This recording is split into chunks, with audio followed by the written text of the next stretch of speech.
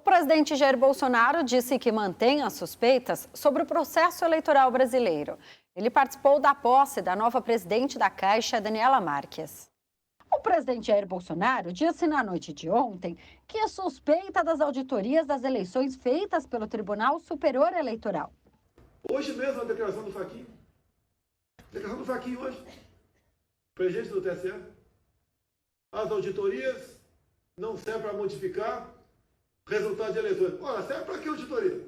Bolsonaro voltou a criticar o sistema eleitoral brasileiro, mencionando que, além do Brasil, só Bangladesh e Butão fazem uso do voto eletrônico sem o voto impresso. O que está em jogo? Podemos confiar no sistema? Se o mundo todo, ninguém aceita o que nós temos aqui, a não ser Bangladesh e Butão? Que democracia é essa? Quem quer botar no poder? Suspeitar? Eu suspeito. Falaram que suspeitar vai ter um vídeo descansado. Eu suspeito.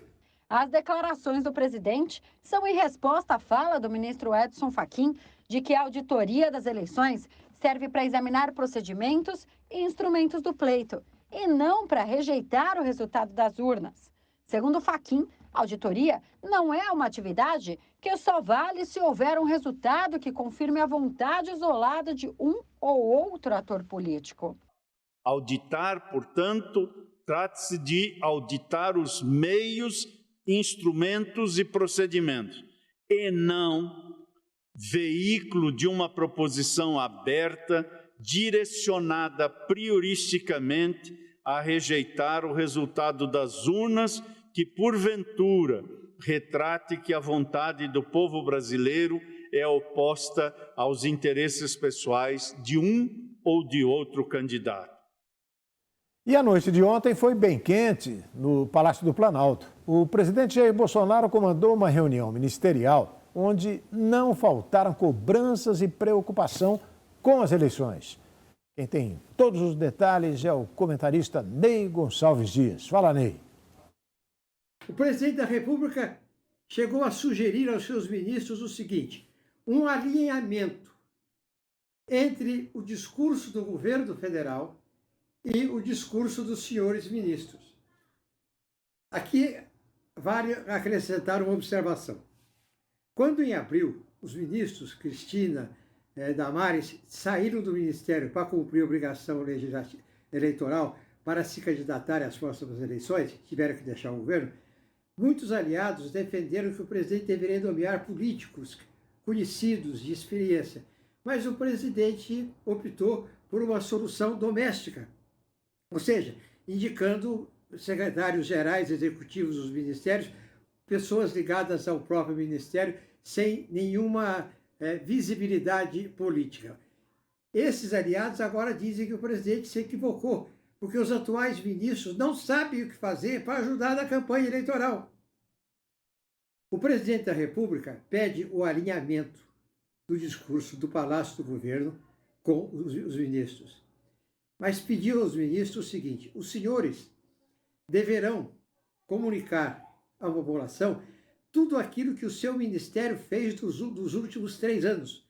Ou seja, o Ministério da Justiça presta contas à população, diz o que foi feito ao longo dos 3 anos. O Ministério da Agricultura presta prestação, o Ministério das Comunicações presta... E assim, cada um dizendo o que foi feito e mais, o que está sendo feito e o que está sendo feito quando vai ser entregue, que é de suma importância para transmitir à sociedade brasileira aquilo que efetivamente foi feito pelo governo federal nos 3 anos e meio de governo.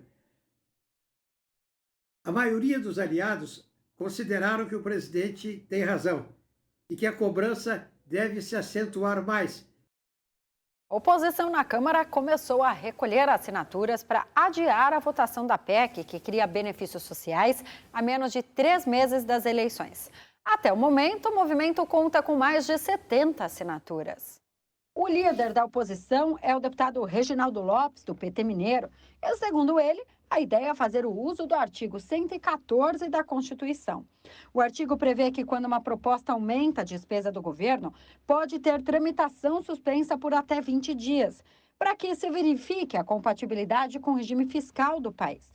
Para a suspensão ocorrer, é necessária a assinatura de 103 deputados. O texto defendido pelo governo é visto como eleitoreiro por oposicionistas. A base governista tem pressa e já quer votar a proposta na comissão especial. No plenário da Câmara, a votação seria na semana que vem. Ontem à noite, o Rodrigo Pacheco, presidente do Senado, disse que a maioria é a favor das CPIs após as eleições. O entendimento da ampla maioria dos líderes partidários do Senado Federal, alinhados ou não com o governo, até senadores e líderes muito independentes em relação ao governo, ponderaram que, de fato, nesse momento, às vésperas do recesso parlamentar e depois, já no período eleitoral dos meses de agosto e de setembro, não seria conveniente a existência das comissões parlamentares de inquérito no Senado Federal, de modo que concordam com os requerimentos, muitos deles assinaram, inclusive, os requerimentos de CPI. As CPIs serão instaladas no momento oportuno pelo Senado Federal. No entanto, os líderes, repito, em maciça maioria, entendem que essas indicações dos membros e a consequente instalação das comissões parlamentares de inquérito devem acontecer após as eleições. Segundo ele, desta maneira, isso permitirá que todos os senadores possam igualmente participar das 5 comissões parlamentares de inquérito, além de evitar que o período eleitoral contamine um processo de investigação da CPI. É naturalmente um período em que há uma politização e acaba partidarizando as discussões, que esse período eleitoral evite contaminar um processo de investigação da CPI, que naturalmente, necessariamente, precisa ser uma investigação minimamente isenta e imparcial no momento de mais regularidade, de mais normalidade do funcionamento parlamentar, que não é o caso de um período eleitoral.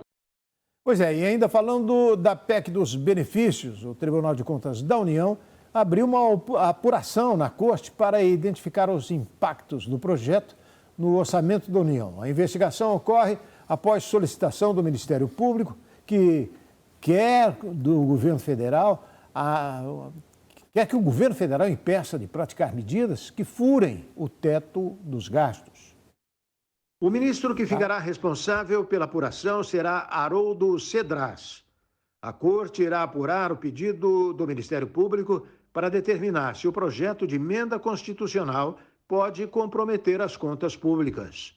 Na abertura do processo, o TCU afirmou que pode haver um possível retrocesso para o país em relação ao equilíbrio fiscal e à Lei de Responsabilidade Fiscal. O projeto foi apelidado de PEC das Bondades e reconhece que há um estado de emergência no país, ao qual permite autorizar o governo a criar e ampliar programas sociais em ano eleitoral. Para o subprocurador-geral Lucas Furtado, que assinou o pedido de apuração, existe possível descumprimento da lei eleitoral. No documento apresentado do Ministério Público junto ao Tribunal de Contas da União, foi ressaltado que pode haver uma ação para conhecer, avaliar e impedir o governo federal no que diz respeito a recentes medidas destinadas a flexibilizar o teto de gastos, ao qual pode comprometer o equilíbrio fiscal das contas públicas, além de desrespeitar princípios elementares do direito financeiro da Lei de Responsabilidade Fiscal. No texto ainda diz que a autorização da PEC das Bondades possibilita um possível retrocesso para o país. Antes, dia histórico nas telecomunicações, sinal da telefonia 5G chega a Brasília. Rio de Janeiro, Cartão Postal Mundial, bairro de Copacabana, completa 130 anos. O RP Notícias volta já.